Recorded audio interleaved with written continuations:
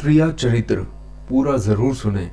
गंगाराम और बुलाकी बाजार से गुजर ही रहे थे कि तभी बुलाकी राम ने देखा कि एक स्त्री हाथों में नंगी तलवार लिए व्यक्ति का पीछा कर रही थी और वह जान बचाने के लिए भागा जा रहा था। रात होते ही बुलाकी ने गंगाराम से इस रहस्य पर से पर्दा हटाने की गुजारिश की। तब गंगाराम ने उसे यह कहानी सुनाई। गंगा तट पर बसे इस नगर में एक व्यापारी रहता था जिसका नाम है रामचरण। अब से कुछ वर्ष पहले रामचरण के पिता धर्मसेन ने उसका विवाह पटना निवासी अपने मित्र की बेटी फूलवती के साथ कर दिया था। फूलवती अति सुंदर थी। उसके पिता ने उसके विवाह में काफी दान दहेज भी दिया था। इस कारण जब धर्म सिंह ने घर में उसके बेटे की बहू बनकर आई तो सभी ने उसका दिल खोलकर स्वागत किया। वह घर की सबसे चहेती बहू बन गई। रामचरण अपनी पत्नी से बहुत प्यार करता था और उसकी हर इच्छा को पूरा करने के लिए हमेशा तैयार रहता था। संयोग से एक दिन सेठ धर्म सिंह जब गंगा में नौका विहार कर रहे थे, गंगा के भंवर में नाव फंस गई और भंवर के चक्कर लगाने लगी।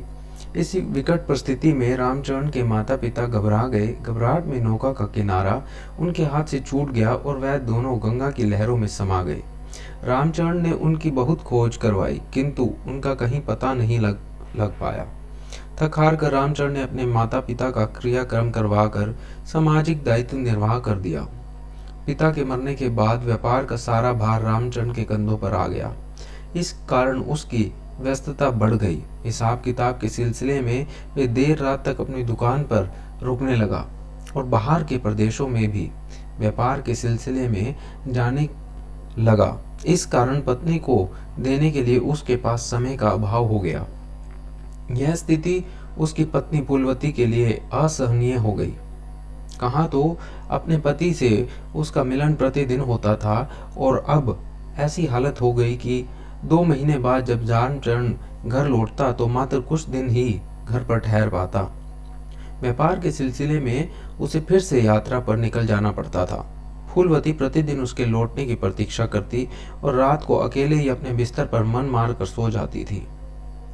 बुलाकी फूलवती जवान थी। उसकी भी कुछ उमंगें थी, कुछ अरमान थे।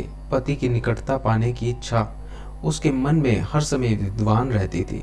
अतः जब बहुत व्याकुल रहने लगी तो एक दिन उसके कदम लड़खड़ाने लगे और वह अपने मन को शांत करने का कोई उपाय सोचने लगी। संयोगवश एक दिन एक मणिहार चूड़ी वाला उसके पास चूड़ी बेचने आया। वह चूड़ी वाला गबरू जवान था, लंबा चौड़ा, आंखों में सूरमा, सफेद कुर्ते में। वह चूड़ी वाले ने फूलवती के मकान पर आकर चूड़ी बेचने के लिए आवाज लगाई तो फूलवती भी नीचे उतर आई।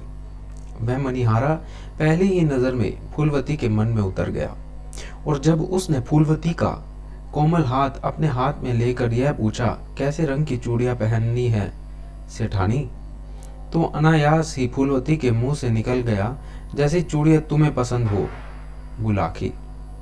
उस दिन से कैसे उस मणिहारे और फूलवती के बीच संबंध स्थापित हो गए, यह एक अलग कहानी है। फिलहाल इतना जान लो कि फूलवती उस मणिहारे से अपनी इच्छा पूर्ति करने लगी। अब उसके स्वभाव में बहुत अधिक परिवर्तन आने लगा था। अब फूलवती फूलों की तरह खिली हुई नजर आने लगी थी। जब चूड़ी के बहाने वह मणिहारा आवश्यकता से अधिक फूलवती के मकान के आसपास चक्कर काटने लगा था, पड़ोसियों को उसके संबंध पर शक होने लगा और दबी जुबान से यह चर्चा होने लगी कि व्यापारी रामचरण की पत्नी और मणिहारे के बीच संबंध बन गए हैं। एक दिन रामचरण लगभग 2 महीने के बाहरी प्रवास के बाद जब घर लौटा तो वह अपने साथ बहुत सारे उपहार लेकर आया, लेकिन फूलवती ने उन उपहारों पर जैसे ध्यान ही नहीं दिया। न ही वह रामचरण के साथ समय बिताने को व्याकुल दिखी। रामचरण को शक हुआ कि कहीं मेरी अनुपस्थिति में मेरी पत्नी के किसी दूसरे पुरुष के साथ संबंध तो नहीं हो गए, लेकिन रामचरण खुद को काबू कर चुप रहा और फूलवती के प्रति अपना व्यवहार पहले जैसा ही बनाए रखा। एक दिन उसने फूलवती से कहा, प्रिय, मुझे दुख है कि मैं अपने व्यापार के सिलसिले में ज्यादातर बाहर गांव में ही रहता हूँ। फूलवती अचानक बोली, तो क्या कल फिर बाहर जा रहे हो? हाँ, रामचरण ने कहा। लेकिन तुम चिंता मत करो, सिर्फ हफ्ते भर का काम है, इस बार मैं जल्दी लौट आऊंगा। ठीक है, फूलवती बोली, मैं इतने दिन तक प्रतीक्षा कर लूंगी, लेकिन आप अपनी सेहत का ध्यान रखना। इस प्रकार पत्नी को भरोसा देते हुए दूसरे दिन ही व्यापारी रामचरण घर से व्यापार करने के बहाने निकल गया, पर वह शहर से बाहर नहीं गया। उसका सारा दिन उसने अपने दोस्तों के घर बिताया और रात के 10 बजे होंगे जब वह अपने मकान पर जा पहुंचा। मकान के पीछे एक ऊंचा आम का दरख्त था। रामचरण उस दरख्त पर चढ़कर मकान की छत पर पहुंच गया। दबे पांव वह अपने कमरे की खिड़की के पास पहुंचा और खिड़की में बने छेद से उसने जो देखा उससे उसका समूचा जिस्म क्रोध से जल उठा। स्वयं पर संयम बनाए हुए रामचरण उनकी बातें सुन रहा था कि तभी फूलवती मणिहारी से बोल पड़ी, अब तुम रोज रात को ही यहाँ आ जाया करो। मेरे पति 1 हफ्ते के लिए बाहर गए हैं और जितना मैं उन्हें जानती हूँ, उन्हें लौटने में कम से कम 2 हफ्ते जरूर लगेंगे। फूलवती की बात सुनकर मणिहारा बोला, देखो सेठानी, मेरे लिए रोज रोज यहाँ आना बहुत ही कठिन होता है। मोहल्ले वाले अब हमारे संबंधों पर शक करने लगे हैं। हमारे लिए अब यही उचित होगा कि या तो हम अपने इस रिश्ते को समाप्त कर दें या फिर किसी प्रकार तुम्हारा पति सदैव के लिए मार्ग से हट जाए। फूलवती ने कहा, दूसरा उपाय उचित लगता है, लेकिन इस उपाय को साकार कैसे किया जाए, हम दोनों को इस पर विचार करना होगा। खुद की मौत का षड्यंत्र सुनकर रामचरण कुछ ज्यादा देर यह सब नहीं सुन सका। उसने उसी क्षण निर्णय लिया कि आज रात ही आर पार की लड़ाई होगी। इससे पहले कि यह दोनों मुझे मार डालें, मुझे इन दोनों में से एक को समाप्त कर देना चाहिए। ऐसा विचार करते हुए मैं अपनी दुकान पर जाकर एक तेज धार खंजर ले आया और वापस आकर दरख्त के सहारे कुछ ही क्षणों में वह छत पर जा बैठा।